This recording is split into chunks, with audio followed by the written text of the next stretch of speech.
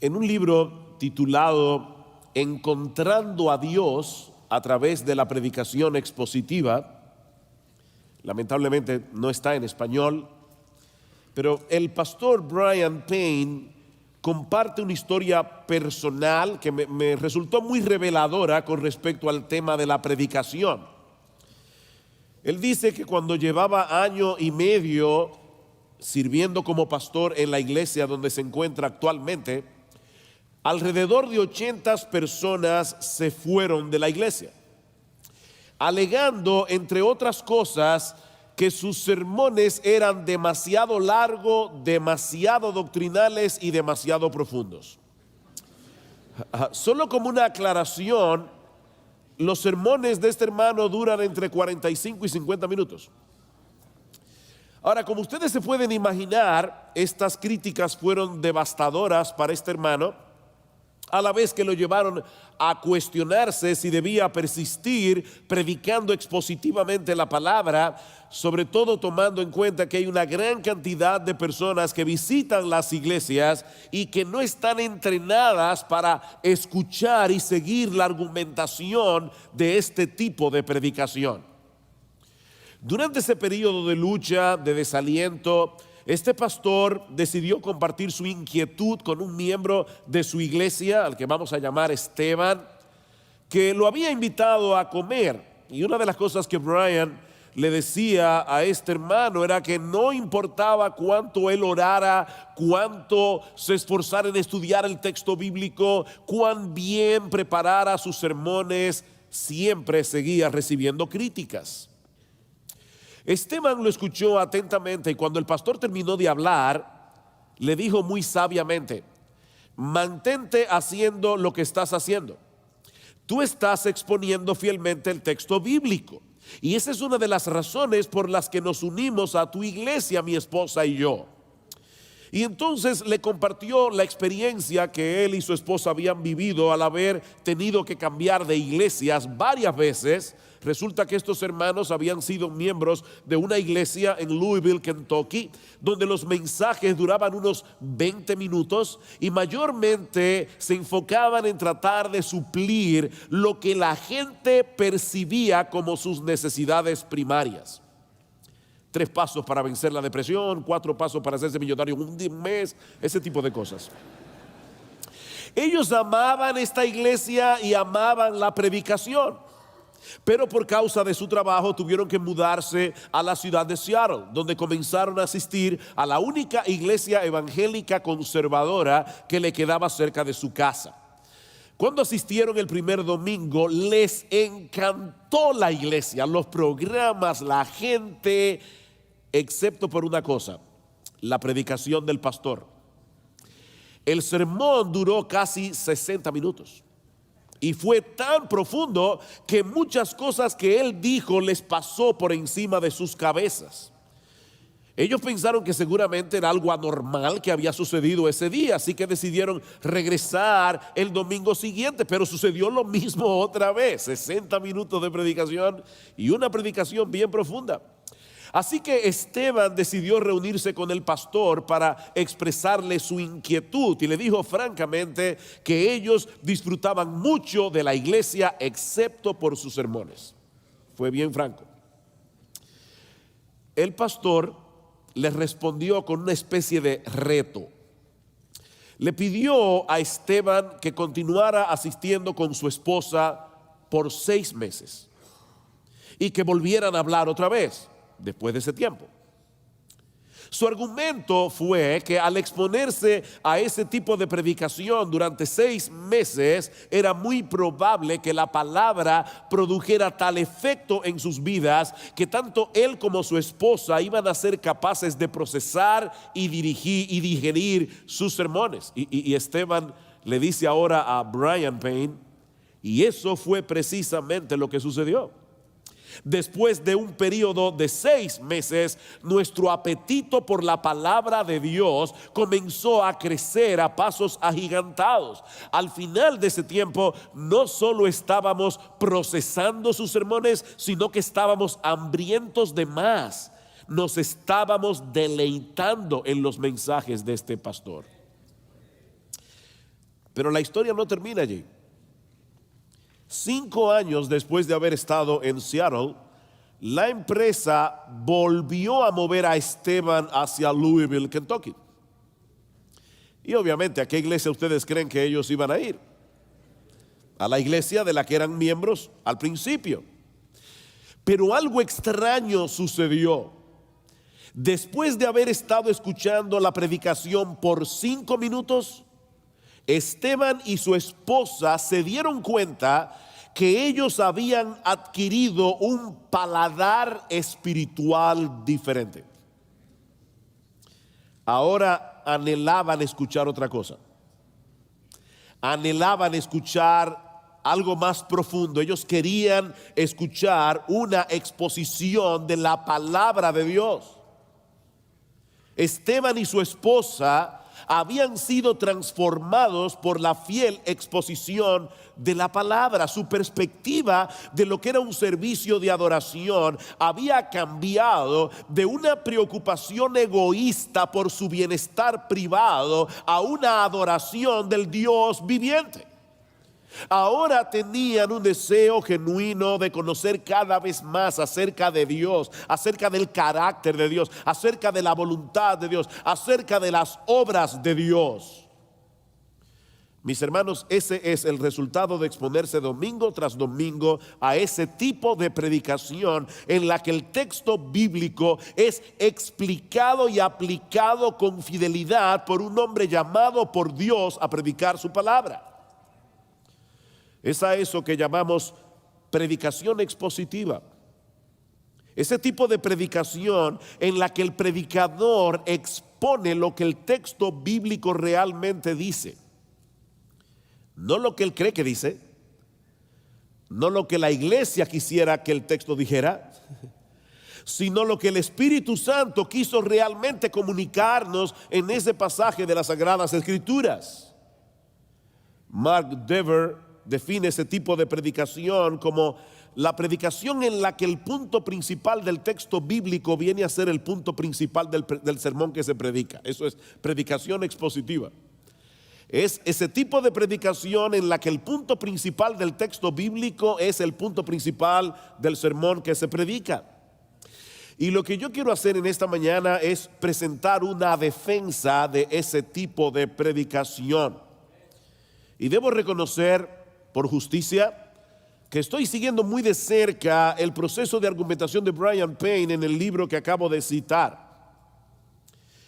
¿Por qué necesitamos con urgencia recuperar la predicación expositiva en nuestras iglesias? Bueno, en primer lugar, porque es a través de su palabra que Dios manifiesta su poder, su autoridad y su presencia especial en el mundo. Es a través de su palabra que Dios manifiesta su poder, su autoridad y su presencia especial en el mundo. El poder omnipotente de Dios se manifiesta a través de su palabra. Mis hermanos, Dios actúa hablando. Todo lo que Él hace, lo hace por medio de su palabra. Lean Génesis 1. En el principio, Dios dijo, sea la luz. ¿Y qué pasó? Fue la luz. Así de simple. Nuestro Dios es capaz de traer a la existencia cosas que no existían únicamente por su palabra. Por la palabra de Jehová fueron hechos los cielos, dice el salmista en el Salmo 33, versículo 6, y todo el ejército de ellos por el aliento de su boca. Y el autor de la carta a los Hebreos nos dice en Hebreos capítulo 11 versículo 3 que por la fe entendemos haber sido constituido el universo por la palabra de Dios, de modo que lo que se ve fue hecho de lo que no se veía. Él habló y una cantidad ilimitada de seres y de cosas vinieron a la existencia, desde estrellas gigantescas hasta pequeños virus como el que yo tengo en este momento, que no se ve, pero que afecta el cuerpo. La creación es una prueba contundente del inmenso poder que se desata cuando la palabra de Dios es hablada por Dios. Y debemos tomar en cuenta, mis hermanos, que el universo así de grandioso como es, no es más que una pequeña muestra de lo que Él es capaz de hacer cuando habla. Después de describir algunos aspectos de la majestuosidad incomprensible de la creación, Job nos dice en Job capítulo 26, versículo 14, que todas estas cosas son solo los bordes de sus caminos, y cuán leve es el susurro que hemos oído de él, pero el trueno de su poder, ¿quién lo puede comprender? Wow. ¿Escucharon eso, mis hermanos? La creación es el producto del susurro de Dios. ¿Ustedes se imaginan si él hubiera tronado? Pero nuestro Dios no solamente crea el mundo a través de su palabra, sino que también lo gobierna en su providencia a través de esa misma palabra. Y yo me temo, mis hermanos, que nosotros estamos tan acostumbrados a hablar en términos de procesos naturales que fácilmente podemos perder de vista a Dios gobernando su creación a través de su palabra. Dice el salmista en el Salmo 147, los versículos 15 al 18, que Dios envía a la tierra su palabra. ¿Y qué pasa? Cae la nieve como lana. Y luego envía de nuevo su palabra y el hielo se derrite y fluyen las aguas. ¿Cuándo fue la última vez que tuviste nieve caer? ¿Y cuándo fue la última vez que viendo nieve caer tú pensaste Dios dio la orden de que la nieve cayera? O tú pensaste, bueno, eso es un proceso natural de condensación y todo lo que uno explica. Me encanta como lo dice David en el Salmo 29, voz de Jehová sobre las aguas, truena el Dios de gloria. Jehová sobre las muchas aguas, voz de Jehová con potencia, voz de Jehová con gloria, voz de Jehová que quebranta los cedros, voz de Jehová que derrama llamas de fuego, voz de Jehová que hace temblar el desierto, voz de Jehová que desgaja las encinas y desnuda los bosques, en su templo todo proclama su gloria. La voz de Dios pone en movimiento la rueda de su omnipotencia. Él crea por su palabra, Él gobierna el universo por su palabra, Él trae juicio sobre el mundo por su palabra, dice en el Salmo 46, versículo 6, y por esa misma palabra Él cambia el corazón de los perdidos. Él crea la iglesia, Él nutre y edifica a los creyentes. Por eso Pablo en Hechos capítulo 20 versículo 32, en el discurso que dio a los ancianos de Éfeso, les dice: y ahora os encomiendo a la palabra de gracia, la cual tiene poder para sobreedificaros y daros herencia entre los santificados. Es la palabra de Dios la que produce la regeneración, es la palabra de Dios la que crea la iglesia, es la palabra de Dios la que edifica a los creyentes. Pastores, predicadores que están aquí, no es tu opinión y la mía la que va a hacer eso, es la palabra de Dios. Pero Dios no solo manifiesta su poder por medio de su palabra, sino también su autoridad. Su autoridad, la palabra de Dios viene con la autoridad de Dios. Hace unas semanas, meses largos atrás, invitamos a un joven predicador, buen predicador, a predicar la palabra en nuestra iglesia. Pero él estaba un poco nervioso. Era de las pocas veces que había salido de su iglesia local a predicar en una iglesia diferente en otro país. Y yo me di cuenta que estaba preocupado, así que antes de salir de casa le puse la mano en el hombro y le dije, óyeme bien. Tú vas a predicar la palabra de Dios. Así que súbete al púlpito de nuestra iglesia como un embajador del Rey del universo. No tienes nada que temer. Tú vas a hablar en su nombre, no en el tuyo.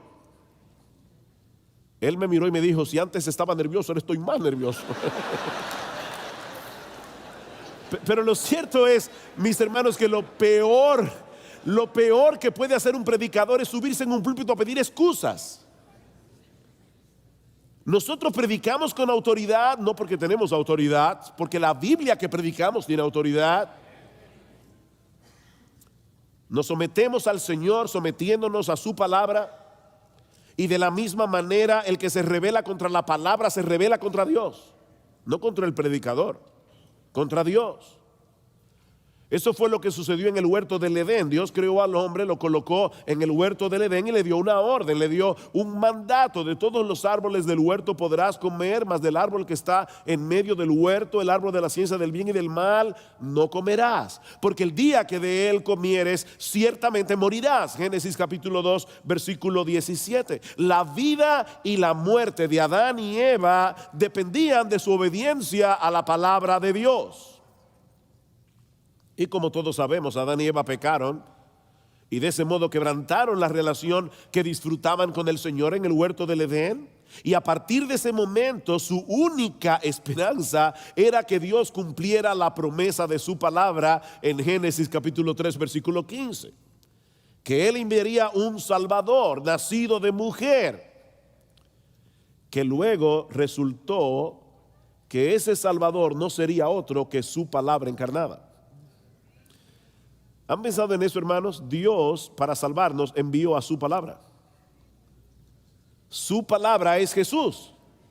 Es de eso que se trata toda la Biblia, de que Dios al final de la historia iba a enviar su palabra encarnada. En el principio era el verbo era con Dios y el verbo era Dios, y este verbo fue hecho carne, Juan 1:14, y vimos su gloria, gloria como del unigénito del Padre, lleno de gracia y de verdad. Dios envió su palabra con la que Él creó el mundo, con la que Él sostiene el universo. Dios envió a su palabra a salvarnos. A través de todo el Antiguo Testamento Dios habló con autoridad a través de los profetas, pero el Señor Jesucristo es su declaración final. Él es la revelación final de Dios. Hebreos capítulo 1 versículo 1: Dios, habiendo hablado muchas veces y de muchas maneras a los padres por los profetas, en estos postreros días nos ha hablado por el Hijo, a quien constituyó heredero del universo y por quien Él sostiene todas las cosas, el Hijo. ¿Saben que en el texto original lo que el texto dice es que Dios, habiendo hablado de muchas maneras a los padres por los profetas, en estos días nos ha hablado en Hijo? Eso es lo que dice el texto literalmente. Uno de los problemas que muchos de ustedes tienen viviendo en este país es que ustedes hablan español, pero muchos de sus hijos se acostumbran a hablar inglés. Y ahora uno dice, bueno, el idioma en el que yo me expreso mejor es en español, pero mi hijo, el inglés, es el idioma en que él se expresa mejor. Bueno, mis hermanos, lo que dice el autor de la carta a los Hebreos es que el mejor idioma en que Dios se expresa es en Hijo. Dios habló en Hijo. Ese es el lenguaje de Dios. Y es por ese Hijo que Dios sostiene el universo, ese Hijo que también es Dios. Es por eso que en el Nuevo Testamento el criterio por el que se evalúa la genuinidad de nuestro discipulado es creer y obedecer las palabras de Jesús. Dijo entonces Jesús a los judíos que habían creído en él, Juan capítulo 8 versículo 31: si vosotros permaneciereis en mi palabra, seréis verdaderamente mis discípulos.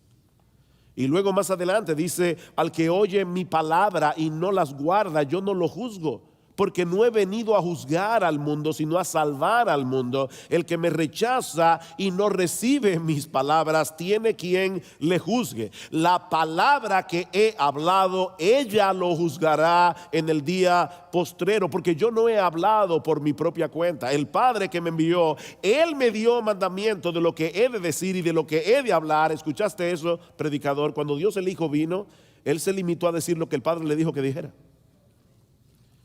¿Cómo nos atrevemos nosotros a decir otra cosa? Dice Jesús: el Padre que me envió, Él me dio mandamiento de lo que he de decir y de lo que he de hablar, y sé que su mandamiento es vida eterna. Así pues, lo que yo hablo, lo hablo como el Padre me lo ha dicho. Escuchar la palabra del Hijo es escuchar la palabra del Padre. Pero ahora escuchen, escuchar la palabra de los apóstoles en el Nuevo Testamento es escuchar la palabra del Hijo. Vayan conmigo a Juan capítulo 14. Juan capítulo 14. Y este es un texto muy conocido, pero lamentablemente a veces desconectamos lo que dice el versículo 23 con lo que luego dice en el versículo 26. Dice el Señor: respondió Jesús, Juan 14, 23, y le dijo: el que me ama, mi palabra guardará, y mi Padre le amará, y vendremos a él y haremos morada con él. El que no me ama no guarda mis palabras. No importa cuánto cante en la iglesia, cuánto cierre los ojos, cuántos calambres él experimente en el servicio de adoración. No, el que no guarda la palabra de Jesús no ama a Jesús. Y la palabra que habéis oído no es mía, vuelvo, insiste, sino del Padre que me envió. Os he dicho estas cosas estando con vosotros. Oh, es que Jesús ya se va. Y entonces ahora, ¿cómo iremos su palabra? ¿Será que Él va a hablarnos directamente desde el cielo? ¿Tenemos que oír la voz de Jesús desde el cielo? Versículo 26.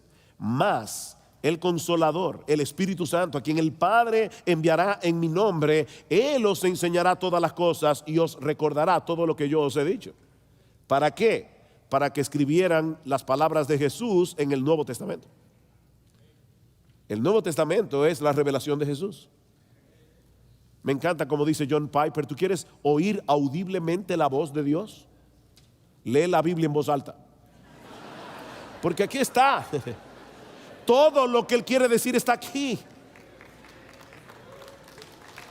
Más adelante, Juan capítulo 16, versículo 13 dice: pero cuando venga el Espíritu de verdad, Él os guiará toda la verdad, porque no hablará por su propia cuenta, sino que hablará todo lo que oyere y os hará saber las cosas que habrán de venir. La voz de Jesús la tenemos aquí en la Biblia. Hoy día hay personas que claman ser apóstoles. Mis hermanos, déjenme decirles algo: la iglesia de Jesús, la verdadera iglesia, es apostólica. Pero es apostólica no porque tenga apóstoles. Es apostólica porque está fundamentada, como dice Pablo en Efesios capítulo 2, versículo 20, sobre el fundamento de los apóstoles y profetas revelado aquí en este libro. Lo que pasa es que hay personas que les fascinan los títulos. Parece que ser pastor no es suficiente. Ahora son apóstoles. Mañana van a ser, bueno, ya hay patriarcas también. Yo no sé cómo las esposas lo aguantan, pero hay patriarcas. Mañana serán arcángeles. Pero la verdadera iglesia apostólica es la que está fundamentada en el Nuevo Testamento.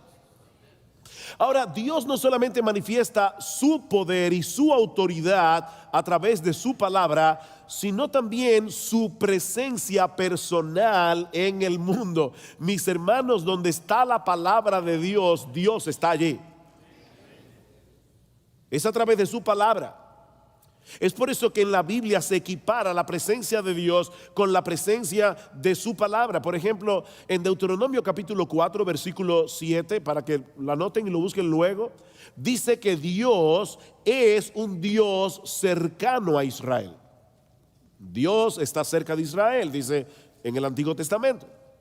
Sin embargo, en el mismo libro de Deuteronomio, en el capítulo 30, los versículos 11 al 14, y casi en los mismos términos, Moisés afirma que la palabra de Dios está cerca de Israel. Dios está cerca de Israel porque la palabra de Dios está cerca de Israel. Ahora, ¿saben qué es lo más glorioso, lo más fantástico de esto? Que más adelante el apóstol Pablo en Romanos capítulo 10, versículos 6 al 8, cita ese pasaje de Deuteronomio capítulo 30 para decir que Jesús está cerca de la iglesia. Wow. Dios está cerca, la palabra está cerca, Jesús está cerca. Mis hermanos, Dios está presente donde está su palabra. Podemos hacer mil cosas en nuestro servicio de adoración tratando de que las personas tengan una experiencia personal con Dios. Pero si la palabra de Dios no se encuentra en ese lugar, tampoco Dios está allí. tampoco Dios está. Hay un texto muy conocido, Hebreos capítulo 4, versículo 12. La palabra de Dios es viva y eficaz y más cortante que toda espada de dos filos, que penetra hasta los tuétanos y dice discierne los pensamientos y las intenciones del corazón. Muchas veces nosotros citamos ese texto desconectado de su contexto, porque ustedes siguen leyendo ese capítulo de Hebreos, van a ver que inmediatamente después en el versículo 13 dice, porque todas las cosas están desnudas y abiertas a los ojos de aquel a quien tenemos que dar cuenta. Entonces, por fin, ¿quién es el que discierne los pensamientos y las intenciones del corazón? ¿Dios o la palabra?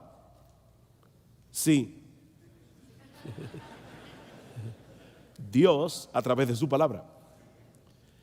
Dios a través de su palabra. Es tal la identificación de Dios con su palabra que la Biblia se presenta a sí misma como poseyendo los atributos mismos de Dios. La Biblia, la palabra de Dios, tiene los mismos atributos de Dios. La palabra de Dios es justa, Salmo 119, 7. La palabra de Dios es fiel, Salmo 119, 140. La palabra de Dios es verdad, Salmo 119, 142. La palabra de Dios es eterna, Salmo 119, versículo 89. La palabra de Dios es omnipotente, Isaías 55, 11. La palabra de Dios es perfecta, Salmo 19, 7. La palabra de Dios es santa, 2 Timoteo capítulo 3, versículo 15. Desde la niñez has sabido las sagradas escrituras. La palabra de Dios tiene los mismos atributos de Dios, porque es la palabra de Dios. Ahora, mis hermanos, si es a través de su palabra que Dios manifiesta su poder, su autoridad y su presencia especial en el mundo, ¿de qué otra manera pudiéramos ejercer una mayor influencia a través de nuestros ministerios si no es exponiendo fielmente la palabra de Dios que es viva y eficaz? ¿Cómo podremos tener mayor influencia? Si realmente creemos lo que Dios nos dice en su palabra acerca de su palabra, y esto no es redundante, lo que Dios nos dice en su palabra acerca de su palabra, si nosotros creemos eso, no vamos a querer hacer otra cosa que ser megáfonos de la voz de Dios al exponer el texto bíblico. Una cosa se deriva de la otra. Si la Biblia es lo que ella dice que es, entonces nuestra tarea no puede ser otra que la de dejar oír en nuestra predicación lo que el texto dice en su contexto, porque es Dios el que habla en su palabra. Ahora, esa no es una mera inferencia de la naturaleza de las Escrituras. Y aquí viene mi segundo punto. ¿Por qué debemos predicar expositivamente? ¿Por qué debemos recuperar la predicación expositiva? Hemos dicho en primer lugar porque es a través de su palabra que Dios manifiesta su poder, su autoridad y su presencia especial en el mundo. Pero la segunda razón por la que debemos predicar la palabra de Dios es porque Dios nos ordena que lo hagamos. Así de sencillo. Dios nos ordena que prediquemos la palabra de Dios. Vayan conmigo, por favor, al capítulo 3 de la segunda carta de Pablo a Timoteo. Segunda carta de Pablo a Timoteo.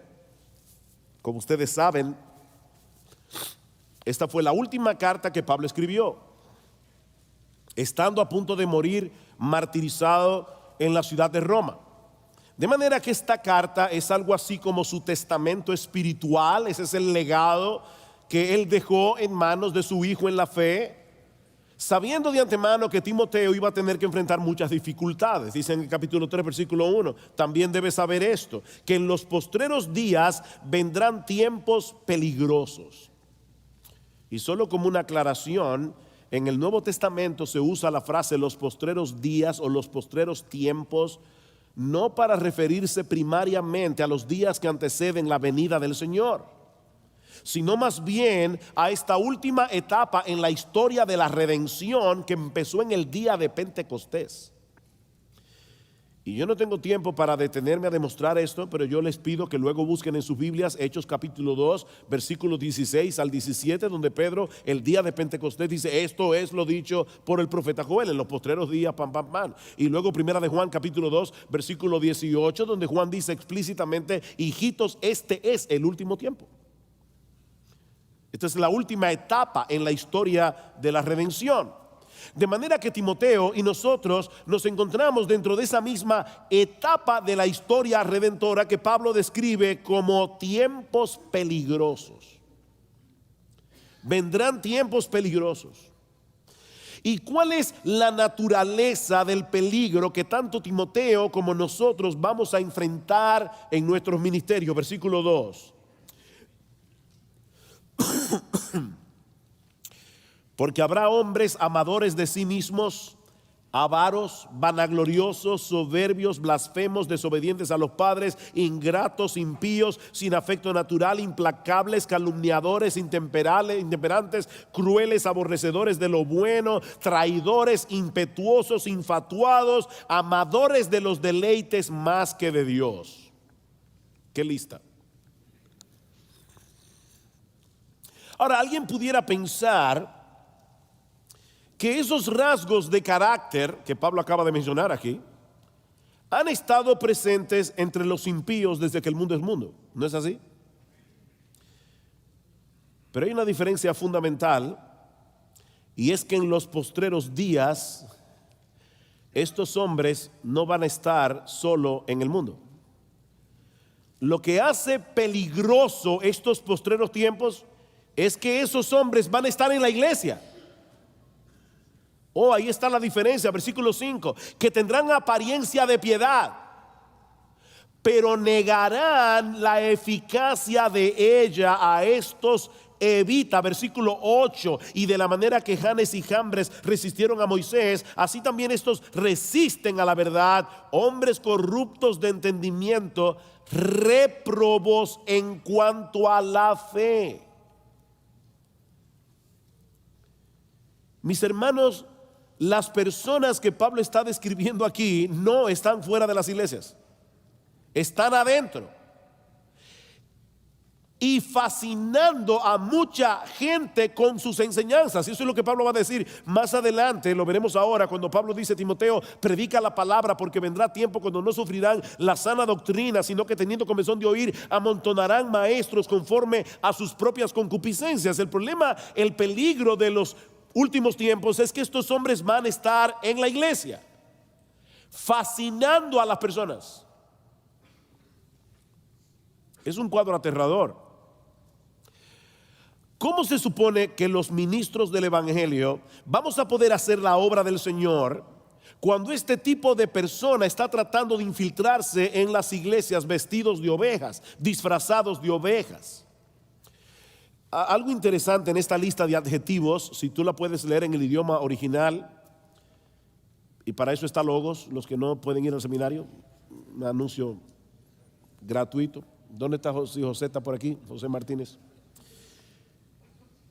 Si tú lees esa lista en el idioma original, te vas a dar cuenta que la lista comienza con dos palabras que poseen el prefijo philos, que significa amor. Dice amadores de sí mismos y amadores del dinero, filargurio, amadores del dinero. Pero la lista termina con otras dos palabras que tienen el mismo prefijo. Eso no se ve en español, pero dice amadores de los deleites en vez de ser amadores de Dios. De manera, mis hermanos, que el problema de esta gente no radica en el hecho de que ellos hacen cosas malas. Se trata de algo más profundo. Su corazón está tan dañado sus corazones están tan dañados que ellos aman lo que no deben amar y ellos aborrecen lo que no deben aborrecer. Es de esa fuente corrupta que brota todo lo demás. Y de hecho, de paso, ¿saben por qué mucha gente prefiere seguir las enseñanzas de hombres como estos en vez de seguir las enseñanzas de los predicadores fieles de la palabra de Dios? Porque sus corazones están tan dañados como el corazón de sus maestros. Es por eso que las iglesias de la prosperidad están llenas de gente. Están llenas de personas amadores de sí mismas y están llenas de personas amadoras del dinero. Los que predican se aman a sí mismos y aman el dinero, y los que lo escuchan se aman a sí mismos y aman el dinero. Por eso están llenas de personas. Ahora bien, ¿hay algo que nosotros como pastores podamos hacer o decir que sea capaz de cambiar radicalmente el curso de los afectos de esas personas?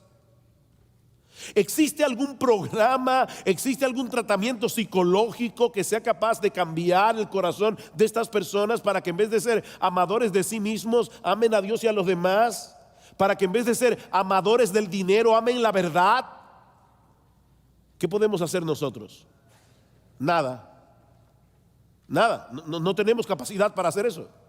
No podemos cambiar el curso de los afectos de esas personas. Esas personas no pueden cambiar porque no quieren cambiar. Y nosotros no podemos hacer absolutamente nada en nuestra propia capacidad para cambiar el curso de sus afectos. Esa es una de las razones por la que el ministerio nunca ha sido fácil y nunca lo será. Versículo 10.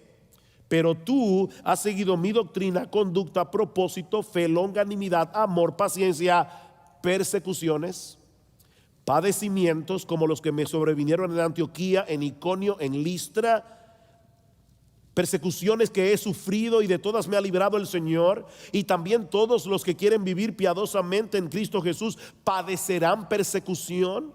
Mas los malos hombres y los engañadores irán de mal en peor, engañando y siendo engañados. Engañando y siendo engañados. Esa no parece ser una nota muy alentadora para un joven pastor como Timoteo, que para colmo de males podemos inferir de las cartas de Pablo que Timoteo tenía una tendencia a retraerse. Y Pablo tiene que decirle: Timoteo, Dios no nos ha dado espíritu de cobardía, sino de poder, de amor y de dominio propio. Mis hermanos, ¿qué consejo podemos darle a Timoteo ante la realidad de los problemas y dificultades que él va a tener que enfrentar en un mundo tan dañado como ese? ¿Qué consejo podemos darle a un joven pastor aquí?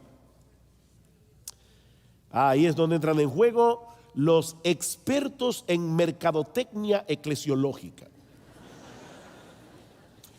diciéndonos que ante esa realidad nosotros debemos ser innovadores. Debemos hacer el esfuerzo de que nuestras iglesias no se vean muy diferentes al mundo que la rodea, para que las personas, los incrédulos, se sientan lo más cómodo posible dentro de ella. Timoteo, si quieres ser relevante a la cultura a tu alrededor, vas a tener que adaptarte a los tiempos. Los hombres del siglo XXI son muy diferentes a los siglos que nos han precedido. Así que, Timoteo, tenemos que ser creativos si queremos alcanzarlos con el evangelio. Eso fue lo que Pablo le dijo a Timoteo, ¿verdad? No, ni en español, ni en griego, ni en inglés. No.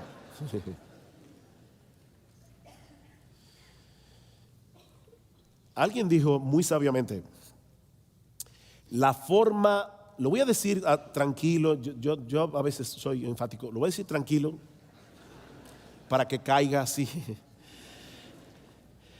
La forma más eficaz de alcanzar al mundo con el evangelio no es proveyendo a las personas las mismas cosas que ellos ya tienen en el mundo, sino más bien ofreciéndoles una alternativa que solo Dios puede dar: su palabra. Versículo 14. Pero persiste tú. ¿Ven el contraste? Timoteo, aquí están los falsos maestros, amadores de los deleites más que de Dios, amadores de sí mismos, amadores del dinero, y mucha gente que tienen ese mismo amor, van a seguir por montones a esa gente. Pero tú persiste en lo que has aprendido y te persuadiste. Sí, Timoteo, yo sé que la iglesia de la esquina está repleta de personas y la tuya parece que no crece, yo lo sé, pero Persiste tú en lo que has aprendido y te persuadiste, sabiendo de quién has aprendido. Loida y Eunice, la madre y la abuela de Timoteo, eran mujeres piadosas que habían seguido la tradición de Israel de enseñar a la próxima generación la palabra de Dios. Me encantó en una entrevista que le hicieron a John Piper, que le preguntaron: ¿por qué tú crees que la Biblia es la palabra de Dios? Y él dijo: la primera razón es porque mi mamá me lo dijo. Mi mamá me lo enseñó así, y ella no me va a hacer mal. Timoteo le dice: recuerda de dónde tú has aprendido, también de mí, dice Pablo, y de tu mamá y de tu abuela, sabiendo de quién has aprendido. Y aquí vienen las razones que Pablo le da a Timoteo. Dice: persiste en eso, sabiendo que desde la niñez has sabido las sagradas escrituras, las cuales te pueden hacer sabio para la salvación por la fe que es en Cristo Jesús. Toda la escritura es inspirada por Dios y útil para enseñar, para redarguir, para corregir, para instruir en justicia, a fin de que el hombre de Dios sea perfecto, enteramente preparado para toda buena obra. Esa es la razón, Timoteo, por la que tú no debes seguir las novedades de los falsos maestros. Vendrán hombres malos, engañadores, que irán de mal en peor, engañando y siendo engañados. Pero en lo que respecta a ti, mantente firme, no te apartes de las convicciones doctrinales que hasta ahora te han dominado con respecto a la palabra de Dios. Y esto, Timoteo, por tres razones. En primer lugar, porque solo las sagradas escrituras tienen la capacidad de hacerte sabio para la salvación por la fe que es en Cristo Jesús. ¿Vieron en el versículo 15? Ningún otro libro del mundo puede hacer eso. La ley de Jehová es perfecta, que convierte el alma. Esas palabras del salmista siguen siendo tan vigentes hoy como cuando fueron escritas hace miles de años atrás. La ley de Jehová sigue siendo perfecta. La ley de Jehová convierte el alma, porque la ley de Jehová nos lleva a la fe que es en Cristo Jesús. En segundo lugar, Timoteo debe mantenerte firme por el origen de la palabra. Toda la escritura es inspirada por Dios. Es la palabra de Dios que viene con el poder y la autoridad de Dios, como vimos ya. Y en tercer lugar, porque la escritura es suficiente para llevar a cabo el propósito para el cual Dios la inspiró: para enseñar, redarguir, corregir, instruir en justicia, para equipar al hombre de Dios para que pueda hacer la obra. Lo que Pablo está diciendo aquí es muy similar a lo que dice el profeta Isaías 55, porque como desciende de los cielos la lluvia y la nieve y no vuelve allá, sino que riega la tierra y la hace germinar y producir y da semilla al que siembra y pan al que come, así será mi palabra que sale de mi boca. No volverá a mí vacía, sino que hará lo que yo quiero y será prosperada en aquello para lo que le envié. Qué glorioso. Predica la palabra, porque Dios va a hacer con su palabra lo que Él quiera. No con la mía ni con la tuya, sino con la de Él, con su palabra.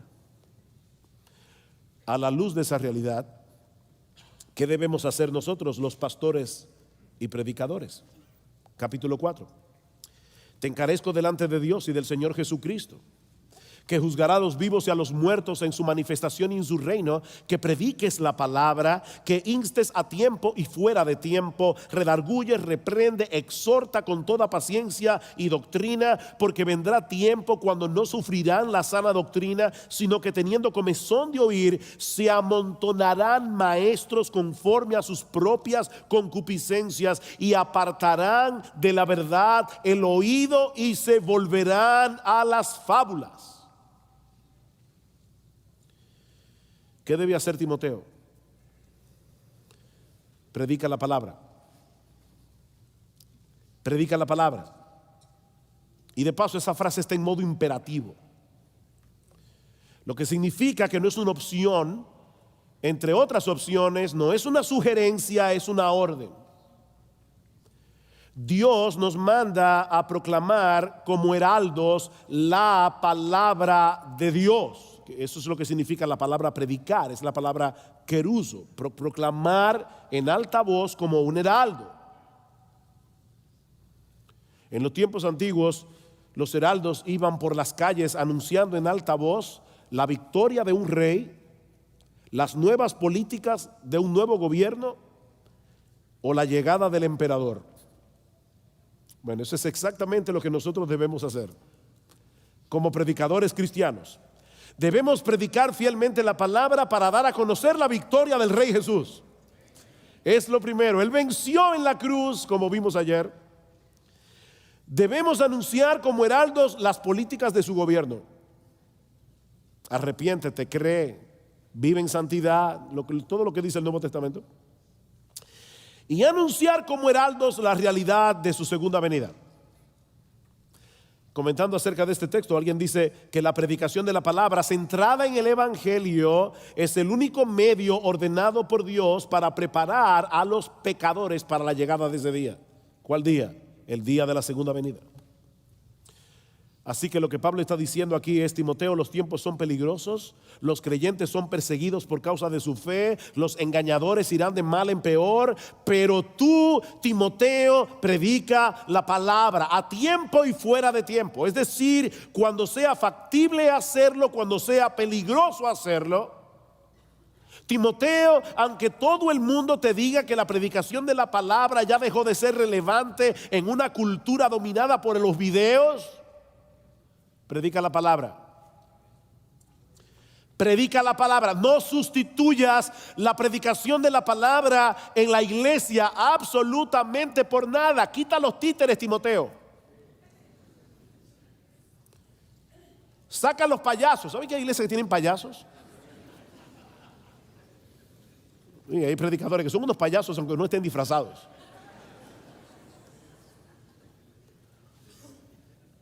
Una vez oí a un siervo de Dios diciendo: no se puede ser profeta y payaso al mismo tiempo.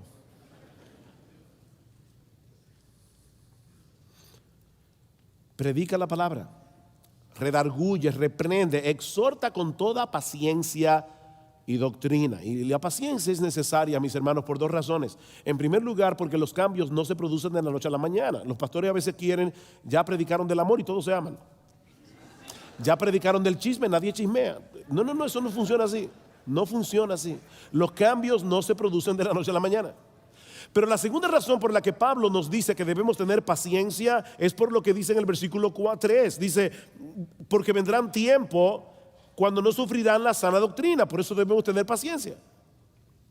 Sino que teniendo comezón de oír, se amontonarán maestros. ¿Ustedes se imaginan eso? Personas amontonándose falsos maestros para que les rasquen el oído, para escuchar lo que ellos quieren escuchar. Como dice William Hendrickson, el anhelo de esta gente es tener maestros que se adapten a sus propios caprichos o a sus gustos pervertidos. Pero tú, Timoteo, ven versículo 5, otra vez el contraste, pero tú. Hay tres pero tú en el texto. En el versículo 10, en el versículo 14 del capítulo 3 y en el versículo 5 del capítulo 4. Eso es lo que hacen los falsos maestros. Pero tú eres diferente. Tú eres un siervo de Dios. Pero tú,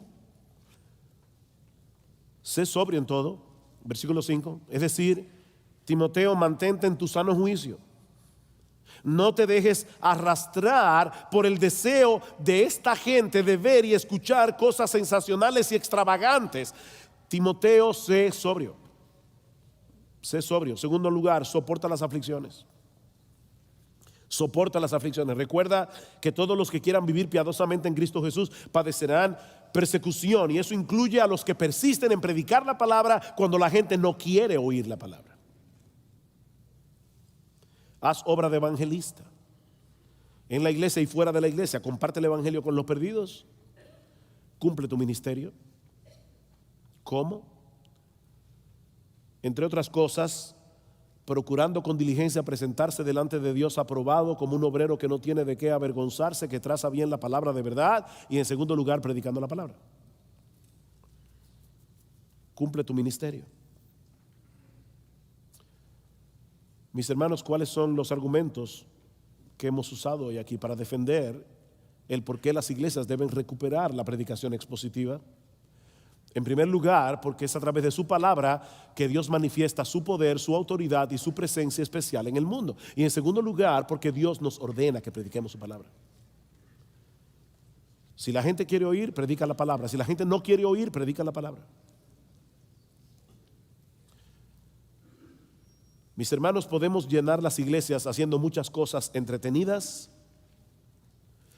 pero no veremos a un solo pecador pasar de muerte a vida a menos que la palabra de Dios resuene con poder en medio del valle de los huesos secos.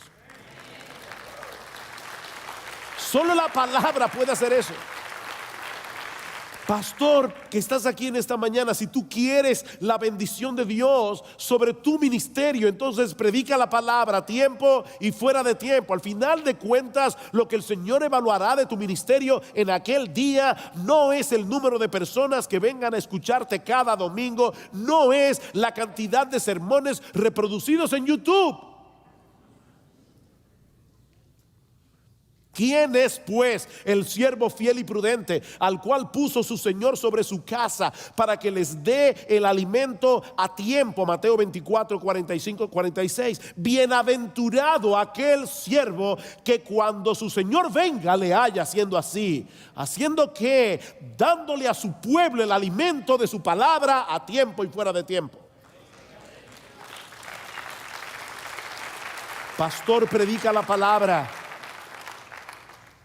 Y miembros de las iglesias que están en medio nuestro, oren por sus pastores, oren por sus predicadores, porque la presión es mucha, para que el Señor los mantenga fieles, para que cuando se vayan algunos miembros, como le pasó a Brian Payne, y se vayan a otra iglesia que parece ser más popular y más entretenida, ora por tus pastores para que se mantengan en el púlpito a pesar de todo, predicando la palabra. Hazle saber a tu pastor con amor y con respeto que tú no vienes a la iglesia a que te entretengan con unos cuantos chistes y unas cuantas historias melodramáticas. Tú vienes a ser alimentado de Cristo. Y la única manera en que nosotros podemos ser alimentados de Cristo mismo es escuchando su voz a través de la exposición fiel de su palabra. El Espíritu y la esposa dicen ven, y el que oye diga ven. El Espíritu Santo viene junto a la esposa del Cordero y juntas llaman a los pecadores al arrepentimiento. El que a vosotros oye, a mí me oye, dice Jesús. Si están predicando la palabra. Mis ovejas oyen mi voz y yo las conozco y me siguen. Mis ovejas oyen mi voz. ¿Y cómo nosotros podemos escuchar hoy la voz de nuestro buen pastor? La voz de Jesús. Romanos capítulo 10, versículo 14. ¿Cómo oirán si no hay quien les predique? ¿Cómo oirán? Dice, ¿cómo creerán en aquel de quien no han oído? Y el texto dice literalmente, podemos traducirlo, ¿cómo creerán en aquel a quien no han oído? No podemos creer en Cristo a menos que oigamos a Cristo. Es lo que dice Juan capítulo 10. Pero ¿cómo oímos a Cristo? Versículo 17. La fe viene por el oír, y el oír por la palabra de Dios. ¿Se dieron cuenta? La fe no viene por el oír la palabra de Dios. No, la fe viene por el oír la voz de Jesús. Y el oír la voz de Jesús viene por medio de la exposición de la palabra. Ese es el argumento de Pablo en Romanos 10. Jesús está cerca porque la palabra está cerca. Quiere el Señor levantar más predicadores en América Latina que tengan esa convicción, de manera que la voz de Dios siga resonando en los púlpitos a través de expositores fieles a su palabra, para ver su poder en acción, salvando a pecadores y edificando a las iglesias. Quiere el Señor concedernos cada vez más y más y más ese tipo de pastores, ese tipo de predicadores.